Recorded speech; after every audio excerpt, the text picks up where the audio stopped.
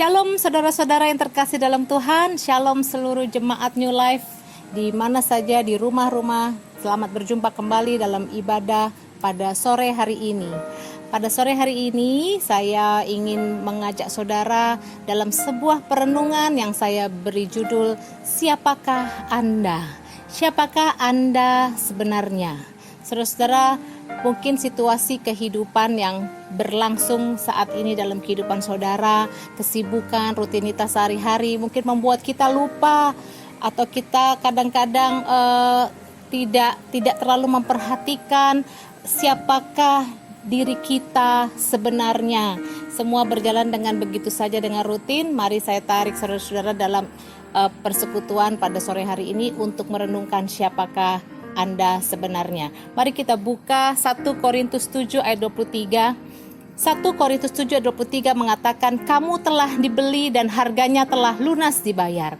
Karena itu janganlah kamu menjadi hamba manusia. Perhatikan kata-kata ini saudara. Kamu telah dibeli dan harganya telah lunas dibayar. Karena itu janganlah kamu menjadi hamba manusia. Satu kebenaran yaitu satu, Anda adalah orang yang sangat berharga.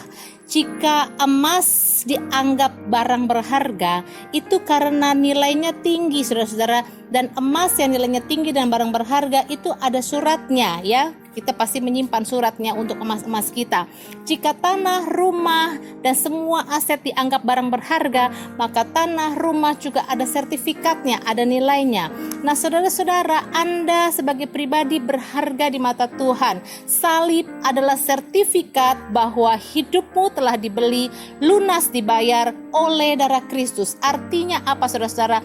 Nilai saya dan saudara senilai dengan darah Kristus yang maha mulia.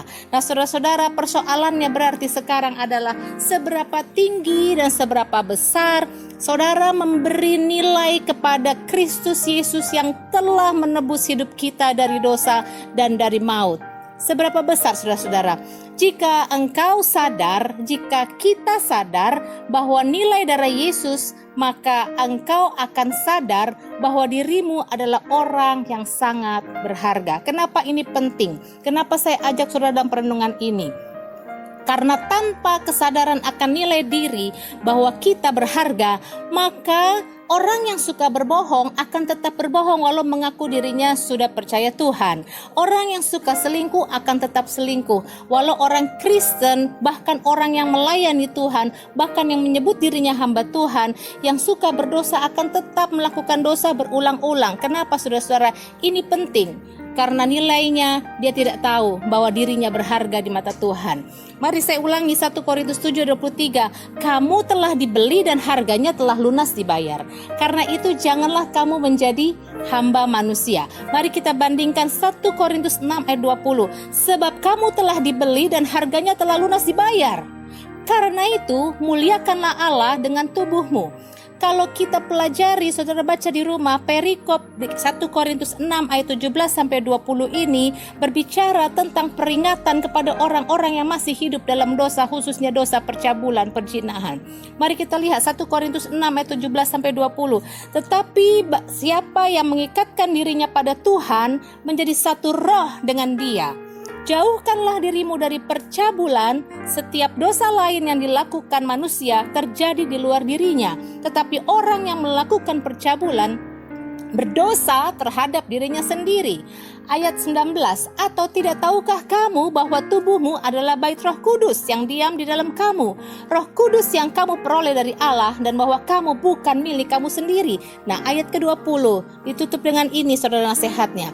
Sebab kamu telah dibeli dan harganya telah lunas dibayar. Karena itu muliakanlah Allah dengan tubuhmu. Kamu telah dibeli dan harganya telah lunas dibayar. Karena itu muliakanlah Allah dengan tubuhmu. Ini menunjukkan bahwa Anda adalah orang yang sangat berharga. Ini penting karena tanpa kesadaran bahwa dirimu berharga, dirimu mulia, maka yang suka sembunyi-sembunyi terhadap istrinya akan tetap suka sembunyi-sembunyi. Yang cabul dan berzina bolak-balik bertobat tapi kumat-kumatan, bertobat tapi tetap membuka celah untuk perzinahan. Yang senang masturbasi dan onani akan tetap melakukannya padahal sudah punya istri dan tahu bahwa itu dosa. LGBT adalah pemberontakan kepada Tuhan pencipta kita karena tidak tahu siapa dirinya sebenarnya. Mengapa orang korupsi? Mengapa orang KDRT? Mengapa orang tidak setia pada pelayanan? Mengapa orang menyakiti satu sama lain?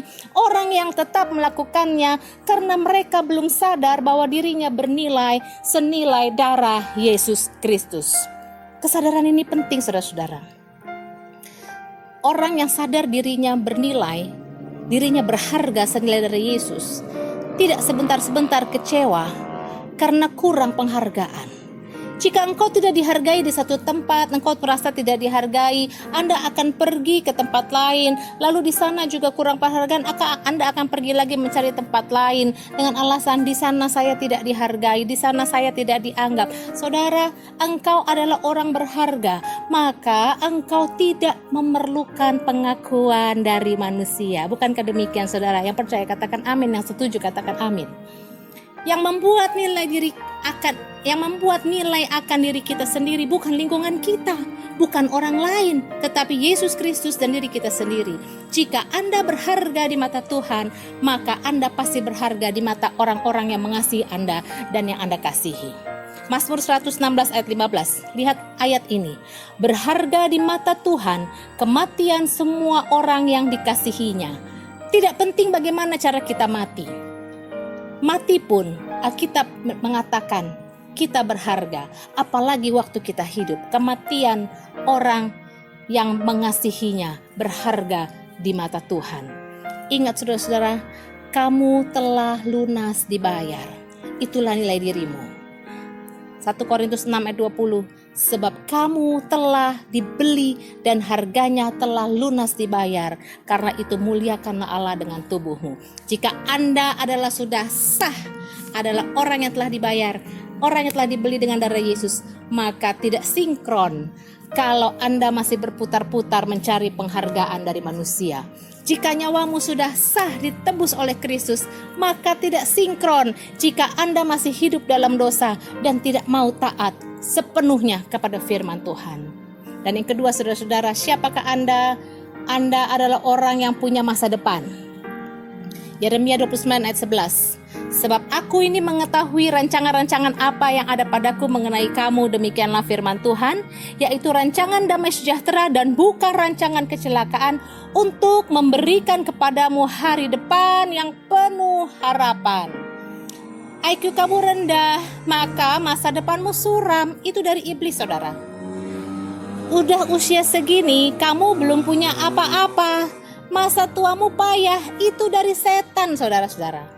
Orang tuamu tidak punya modal, gak bisa beri kamu apa-apa, maka kamu gak bakalan sukses. Itu dari iblis, saudara-saudara. Kamu orang yang tidak pede, maka kamu adalah kemungkinan kecil untuk berhasil masa depanmu. Seusia begini kamu belum dapat jodoh, itu tanda-tanda kamu gak akan bahagia, masa depanmu suram. Itu dari iblis, saudara-saudara. Kalau ada suara-suara seperti itu, tolak dalam nama Yesus. Katakan bahwa saya adalah orang yang punya masa depan sebab dijanjikan oleh firman Tuhan. Dalam konteks pelayanan, jika ada orang berkata, oh tidak ada masa depan untuk gerejamu mulai sekarang, katakan itu kata setan. Sebab apa, saudara-saudara? Cuma setan yang tidak senang pada pendirian gereja-gereja Tuhan dan aktivis gereja Tuhan bersemangat membangun sebuah gereja dan pelayanan. Mari tetap semangat, saudara-saudara. Kita adalah orang yang punya masa depan. Keluargamu punya masa depan. Bisnis usahamu, pekerjaanmu, karirmu punya masa depan. Gerejamu adalah gereja yang punya masa depan. Kamu adalah salah panggilan, maka kamu gak ada pengharapan. Itu juga dari si jahat, saudara-saudara. Mari kita lihat Amsal 24 ayat 20. Karena tidak ada masa depan bagi penjahat, pelita orang fasik akan padam.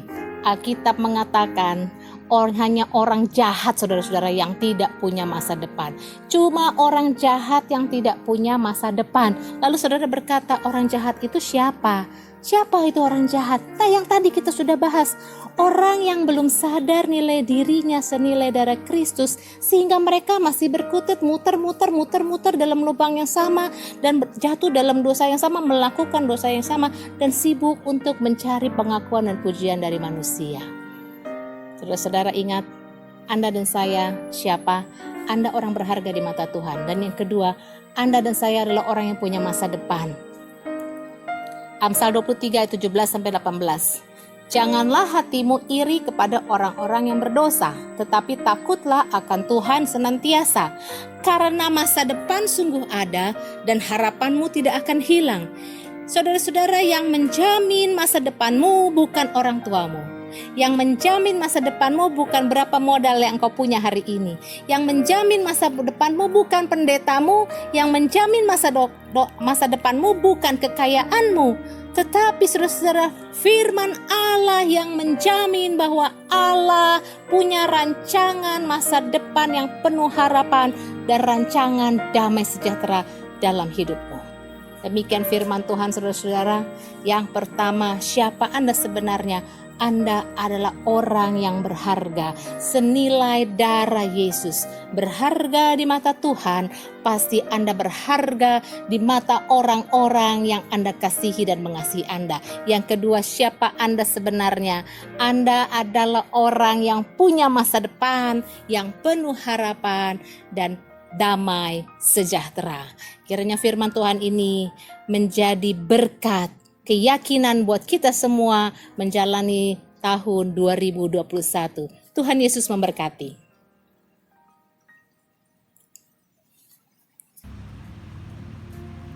Yesus, kau kebenaran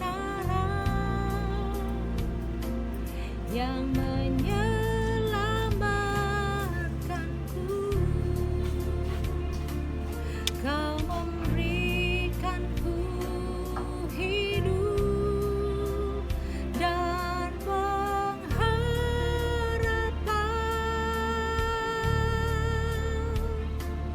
Ku ikut kehendak